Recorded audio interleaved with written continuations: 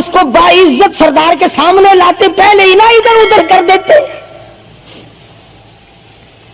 آپ پکے غلام ہیں, بخشے ہوئے لوگ ہیں, جنت کے ٹھیکیدار ہیں. اگلے دن ایک مولوی تقریر کرتا ہوا کہہ رہا تھا روپیہ روپیہ دے جاؤ جنت لے جاؤ. جوتیاں کی پالش روپیے وچ کوئی کردا نہیں, جنت لگ جاندی ہے. چلو سستا, ہر چیز مانگی ہے, جنت سستی ہو گئی ہے. مدنی کریم صلی اللہ تعالی علیہ وسلم کے اخلاق کی طرف اشارہ کر کے لڑکی کافرہ کہنے لگی مجھے تیرے دریائے کرم سے امید ہے, آپ شہنشاہ کائنات ہے, ساری دنیا پہ ترس کھانے والے ہیں, مجھے 22 تک میرے گھر پہنچاؤ.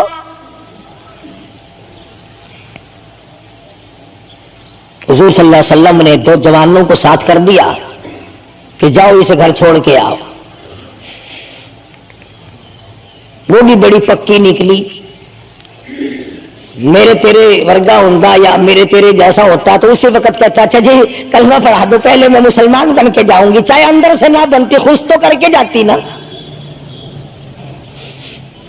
یہاں صوبہ سندھ میں ضلع سانگڑ میں ایک قصبہ ہے بیرانی ٹنڈو آدم کے علاقے میں, وہاں ایک کراڑ کا چھوکرا رام کشن کئی سال ہو گئے مسلمان بن گیا تھا.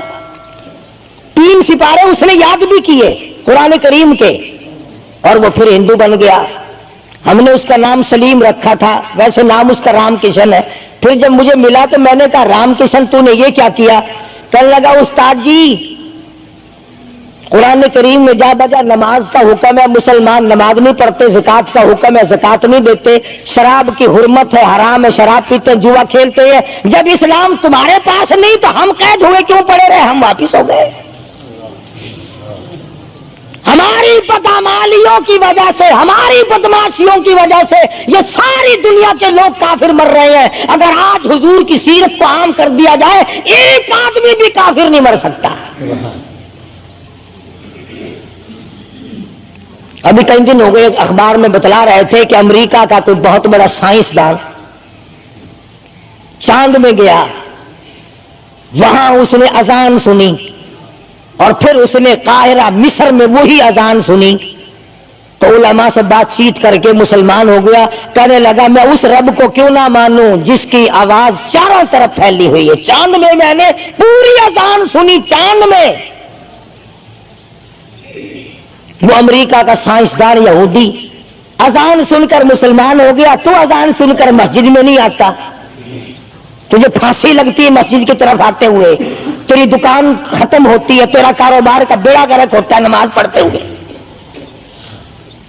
اور بات کرو نا وارا نہیں آنے دیتے, او جی کلمہ کو آخر جنت میں جائیں گے نا, تیرے باپ کی جاگیر ہے جنت.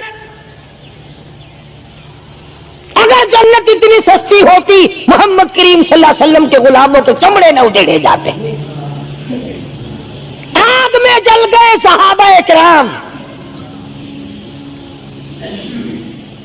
مدنی کریم صلی اللہ تعالی علیہ وسلم نے 2 نوجوان اس بچی کے ساتھ کر دیے.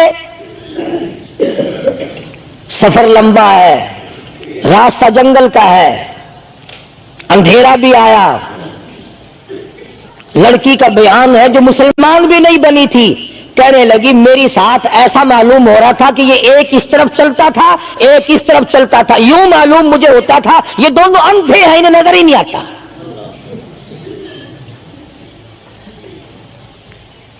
اور جب یہ کافرہ لڑکی اپنے گھر پہنچی تو بھائی نے پوچھا بتا کیا گزری؟ جوانی ہے, شباب ہے, حسن ہے, جمال ہے, قد و قامت ہے, شکل و صورت ہے.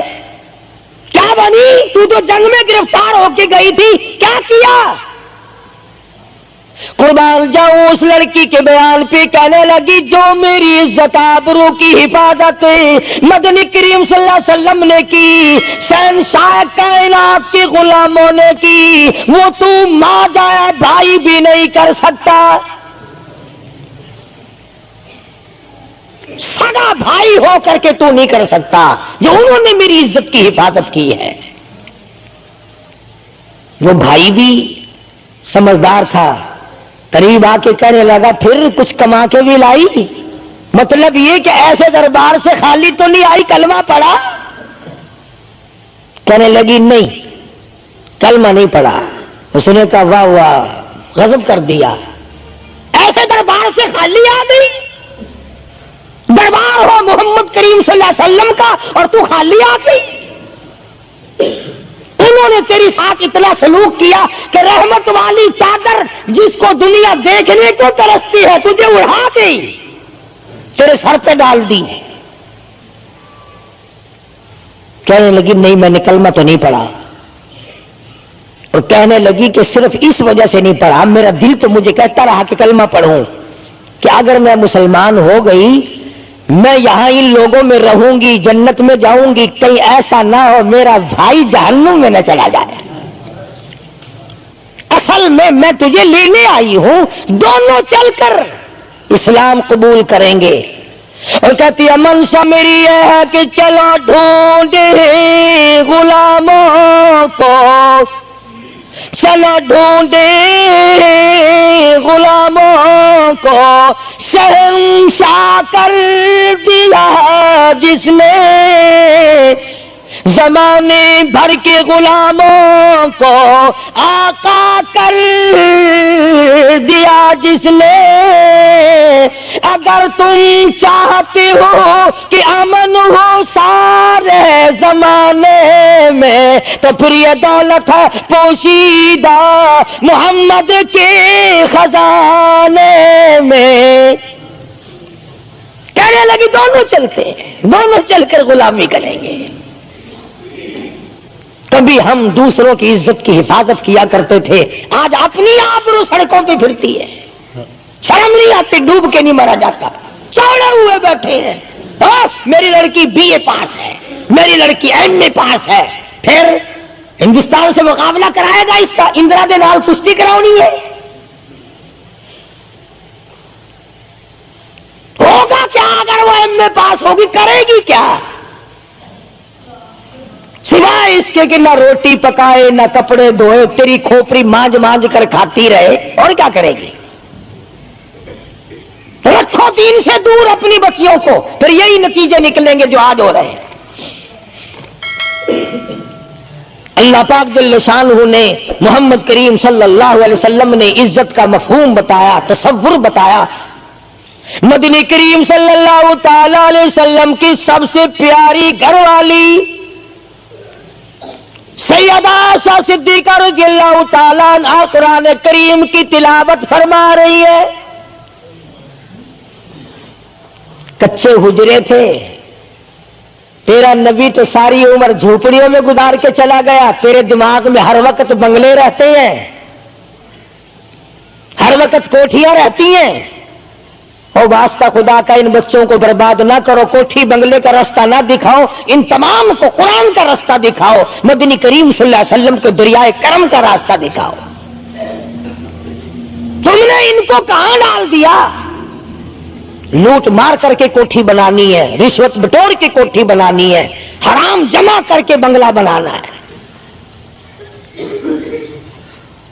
حدیث پاک میں آتا ہے کئی مرتبہ آدمی بنگلہ کوٹھی بنا رہا ہوتا ہے اور اسے یہ پتہ بھی نہیں چلتا کہ میرا نام مردوں کی فہرست میں آ چکا۔